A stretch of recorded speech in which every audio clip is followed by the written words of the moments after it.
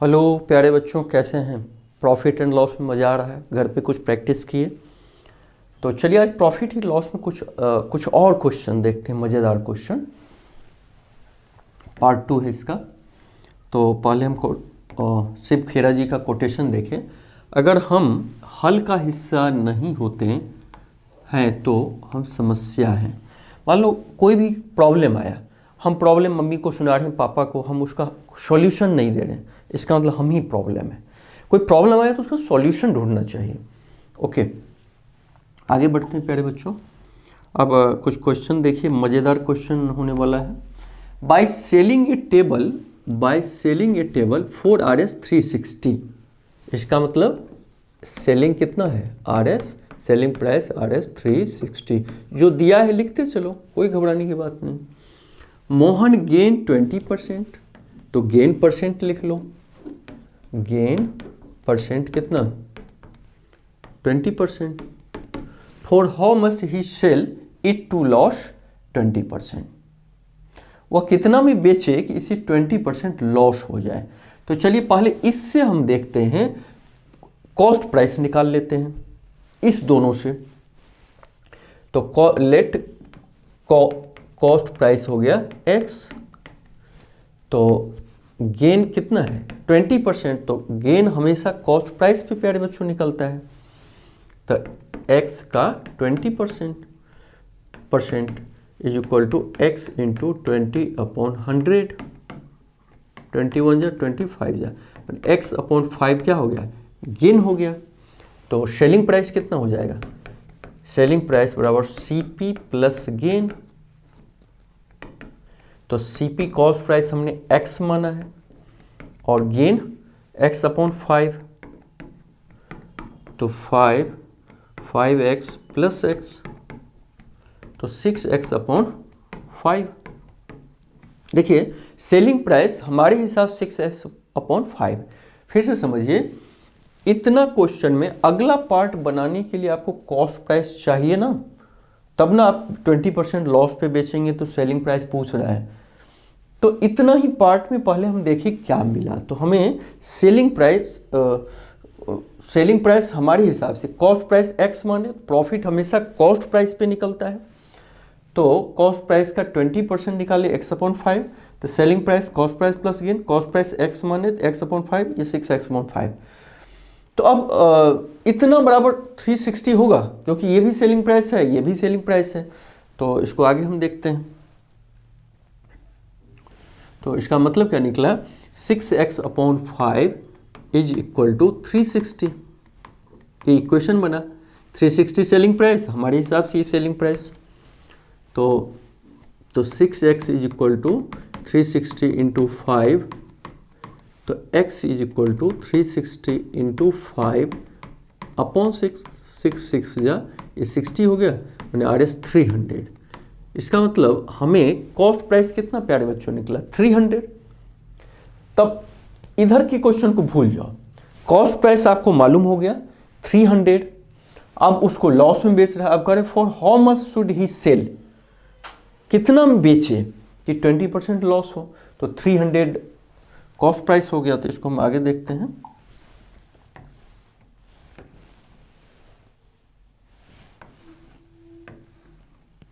कह रहा है अभी 20% लॉस पे बेचने के लिए, 20% लॉस में बेचेगा। तो 300, तो कॉस्ट प्राइस तो हमेशा उस क्वेश्चन में सेम रहेगा जितना में खरीदा था। पहले गेन 20% गेन लेके बेचा तो 360 में बेच दिया। अब वो लॉस लेना चाह रहा है तो लॉस लेने दीजिए।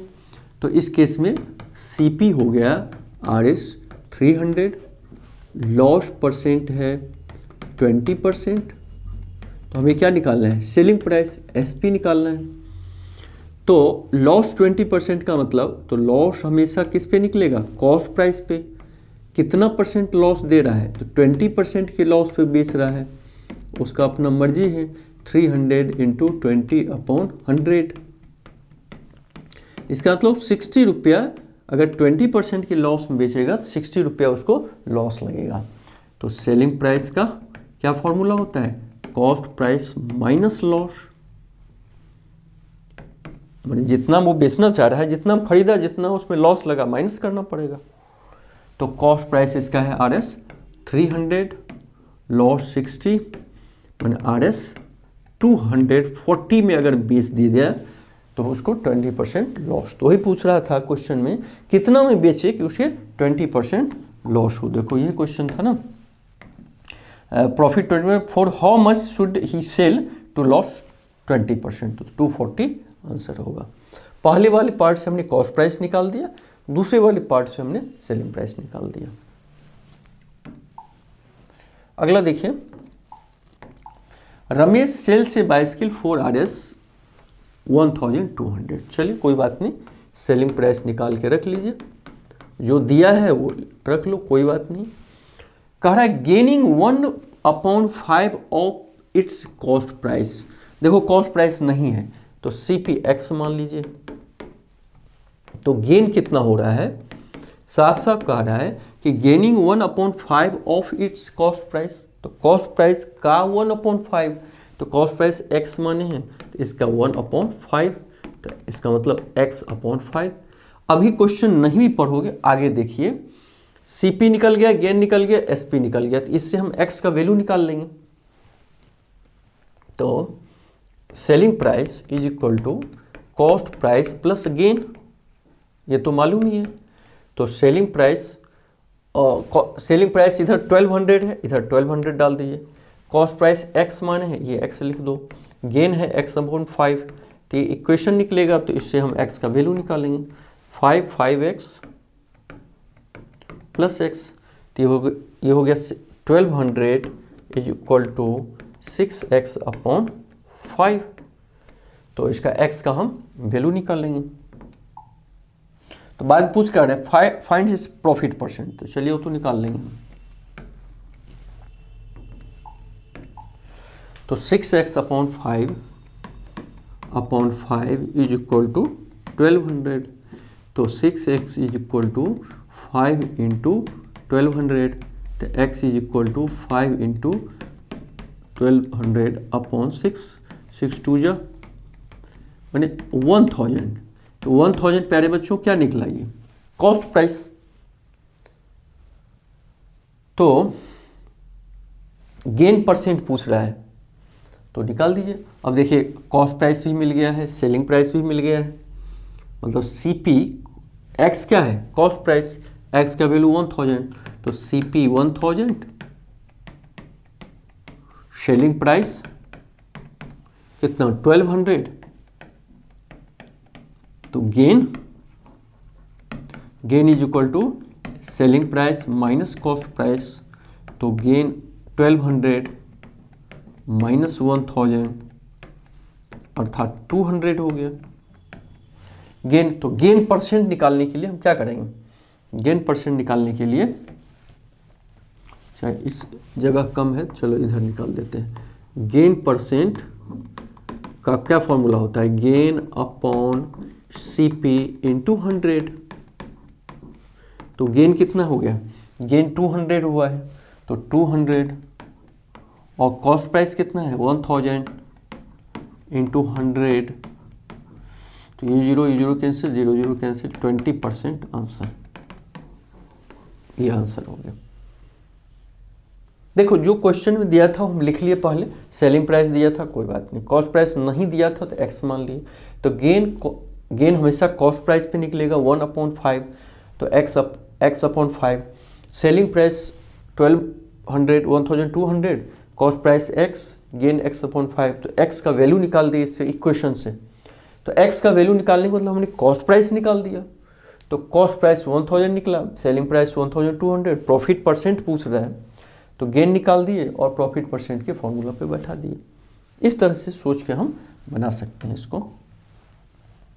इसमें देखा जाए कि if Mohan purchased A table for RS 400, तो इसका मतलब 400 क्या हो गया, कॉस्ट प्राइस।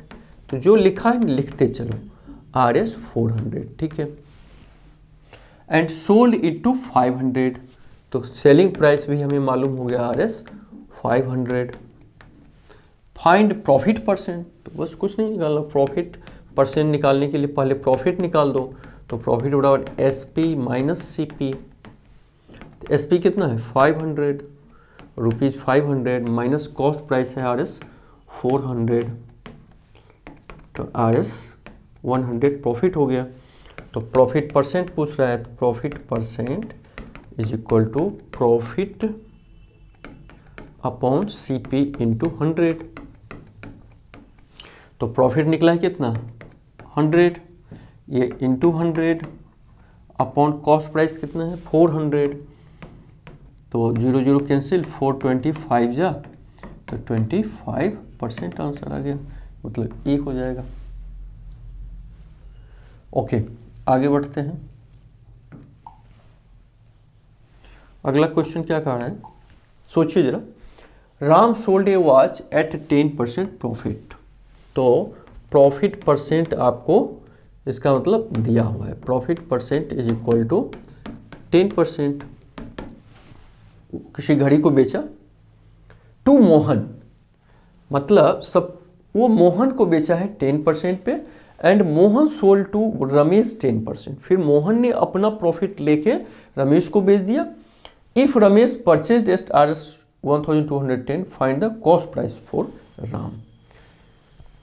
तो राम का कॉस्ट प्राइस प्यारे बच्चों मान लीजिए,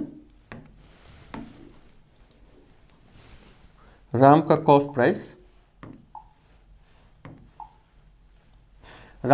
प्राइस मान लीजिए 100 पे मान के बनाते हैं, आराम से बन जाएगा। Let find the cost price of Ram, let the CP of Ram is equal to RS 100।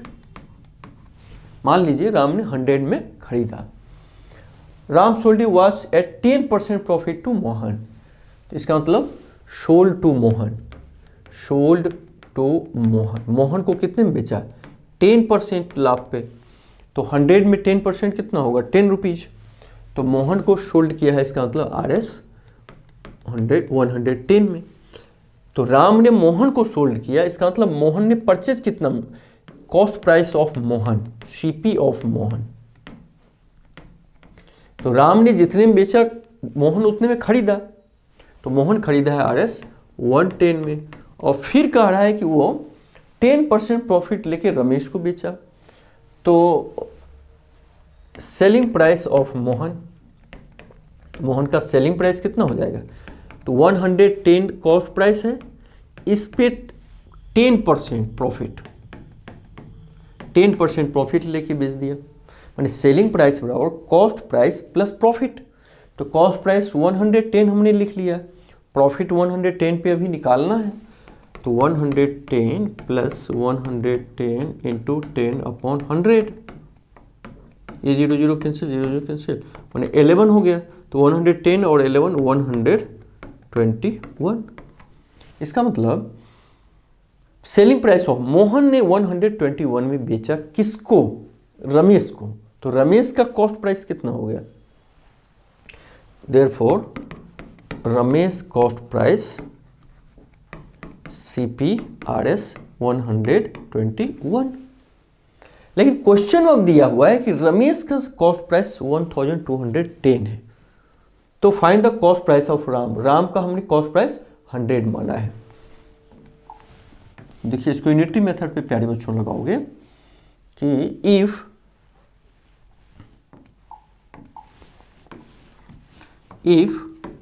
CP of cost price of Ramesh 121, then cost price of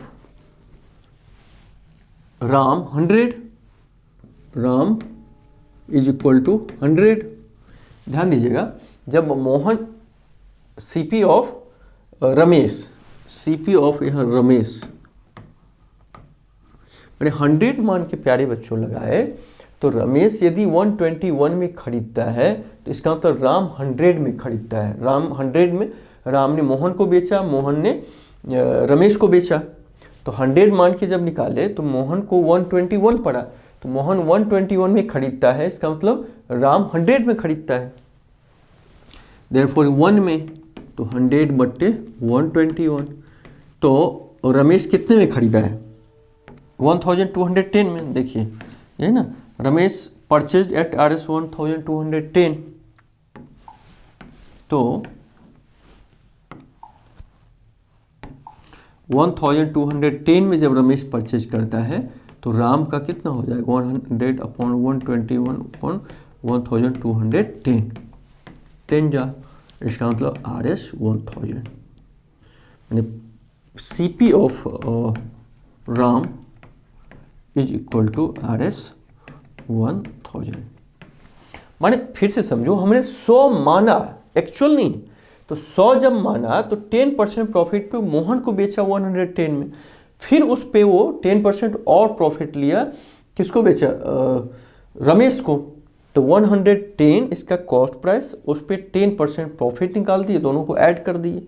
तो 121 में रमेश को बेचा गया, मतलब रमेश खरीदा 121 में।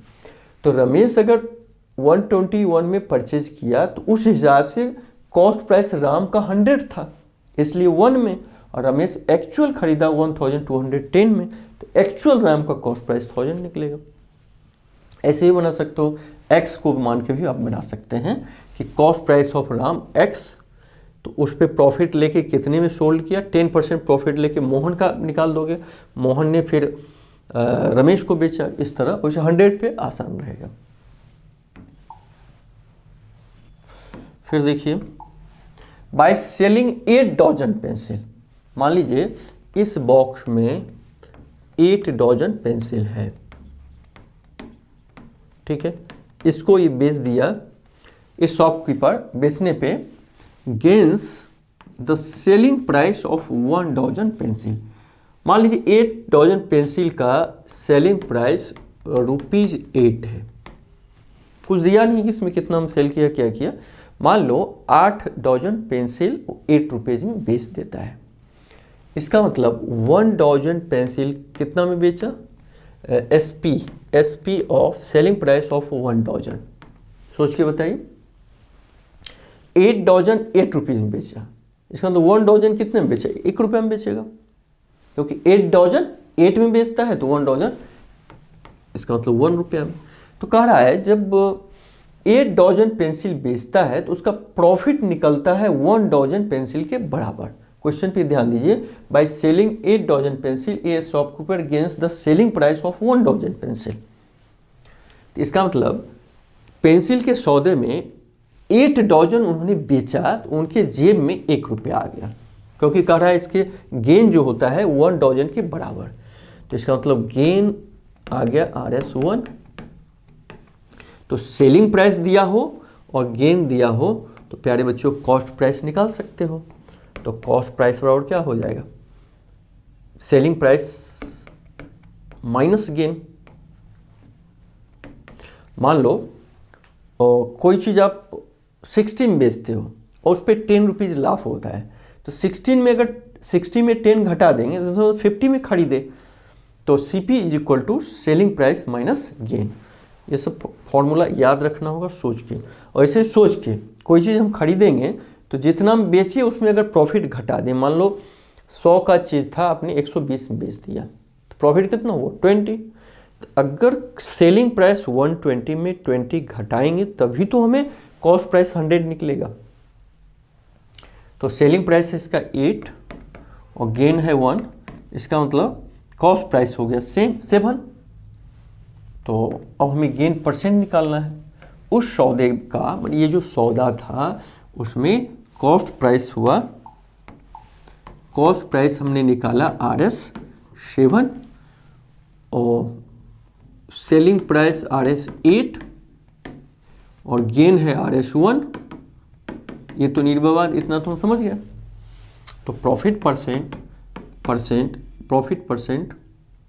Percentage profit is equal to क्या होता है? Profit into 100 upon CP। तो प्रॉफिट निकला है 1 इंटू 100 और कॉस्ट प्राइस कितना है? 7। तो 100 में 7 से भाग दोगे तो 14.2 अपॉन 7, यही परसेंटेज इसका निकला। एक तो ये हुआ। दूसरा तरीका हम बना सकते हो कि 7 डजन यदि बेचता है तो 1 डजन का प्रॉफिट होता है। मतलब 7 डजन में 1 डजन का प्रॉफिट, तो 1 में 1/7, तो 100 में 1/7 इंटू 100, ऐसे भी हम बना सकते हैं, तब भी उतना ही आंसर आएगा। लेकिन ये प्रॉपर मेथड है। देखो शॉर्टकट मेथड प्यारे बच्चों, अभी पहले ओरिजिनल मेथड सब सीखे रहो तो शॉर्टकट तो अपने आप निकाल दोगे।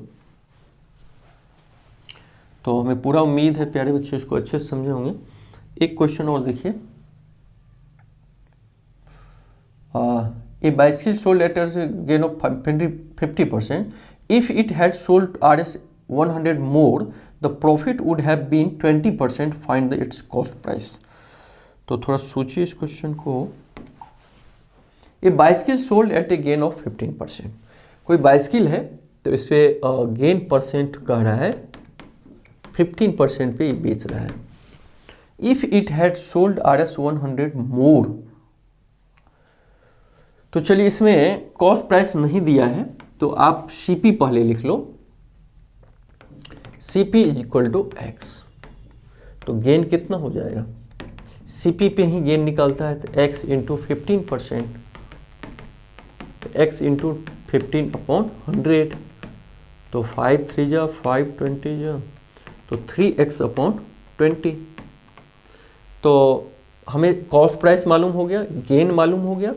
अब सेलिंग प्राइस बराबर क्या होता है गेन के केस में, cost price plus gain, CP plus gain. जितना हम खरीदा जितना प्रॉफिट लिया दोनों को ऐड कर देंगे तो हमें सेलिंग प्राइस निकलेगा। तो कॉस्ट प्राइस कितना है X, गेन कितना है 3x/20,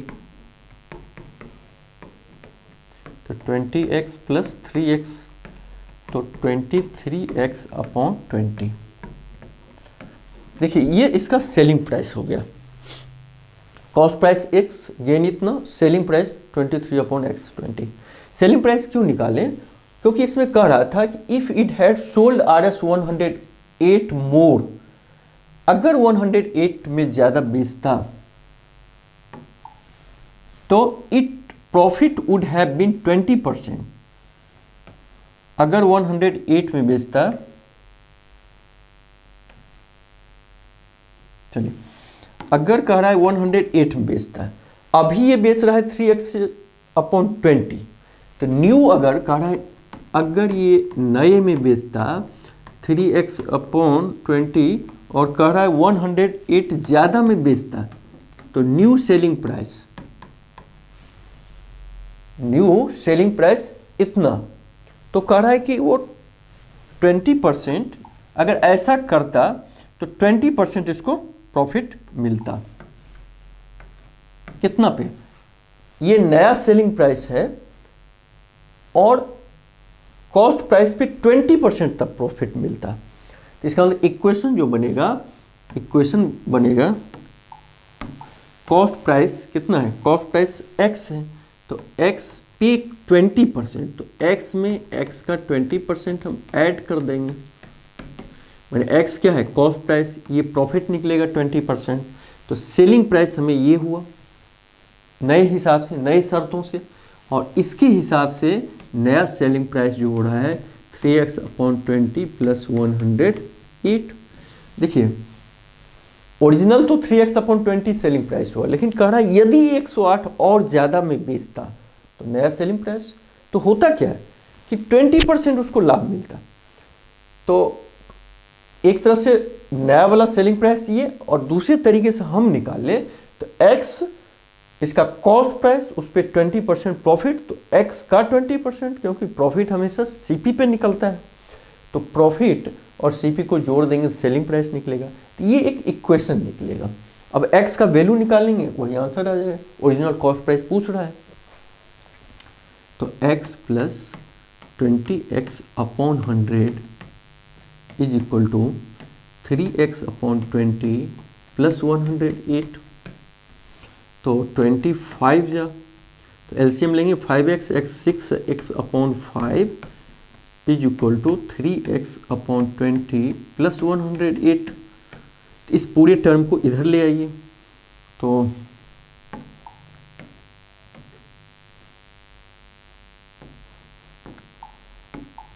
तो 6x/5 minus 3x/20 is equal to 108।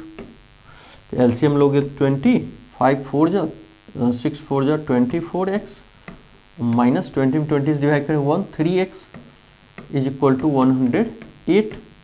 तो 24 में 3 को घटाएंगे 21। चलिए जगह थोड़ा सा बनाना पड़ेगा। तो ये इक्वेशन निकलेगा 21x/20 इज इक्वल टू 108।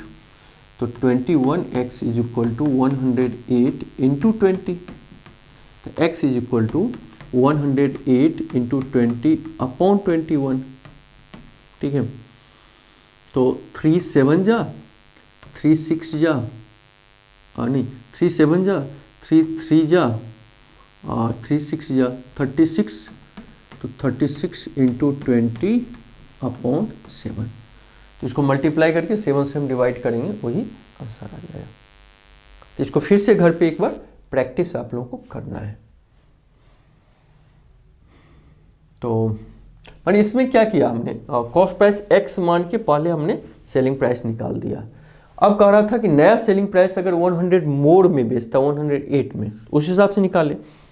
फिर x पे 20% लाभ लेके तो दोनों को इक्वल करके हमने इक्वेशन बना दिया। तो ठीक है प्यारे बच्चों, आगे बढ़